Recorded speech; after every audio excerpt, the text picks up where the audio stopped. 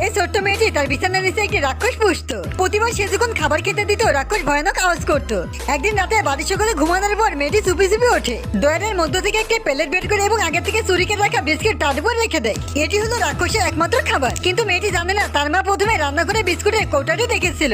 সম্পূর্ণ ভরা বিস্কুটের কৌটাটি এখন খালি পড়ে আছে। মেয়েটির মা তখনই বুঝে যায় এটি তার মেয়েরই শয়তানি। এদিকে মেয়েটা বুঝতে পারেনি তার মা তার রুমে চলে এসেছে, কারণ সে রাক্ষসকে খাবার খেতে দেখছিল।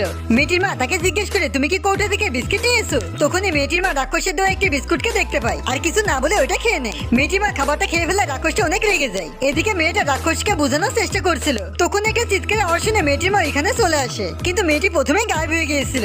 শুধু বিছানার নিচ থেকে টর্চ বেরিয়ে আসে। মেয়েটির মা কৌতূহলে বিছানার নিচে হুকি মারে, সেখানে শুধু বিস্কুটের টুকরো পড়েছিল। কোনো কিছু বুঝে ওঠার আগে রাক্ষসটি মেয়েটির মাকে ভেতরে টেনে নেয়, কিন্তু সৌভাগ্যবশত সুরক্ষিত শরীরকে রাক্ষস কোনো ক্ষতি করতে পারে না। ওই সময় মেয়েটি আলমারি থেকে বেরিয়ে আসে আর রাক্ষস বিছানার নিচ থেকে একটি স্যান্ডেল ছুঁড়ে মারে। এখন প্রশ্ন হলো মেয়েটি যদি প্রথমেই গায়েব হয়ে থাকে তাহলে আলমারি থেকে বেরোলো এটাকে।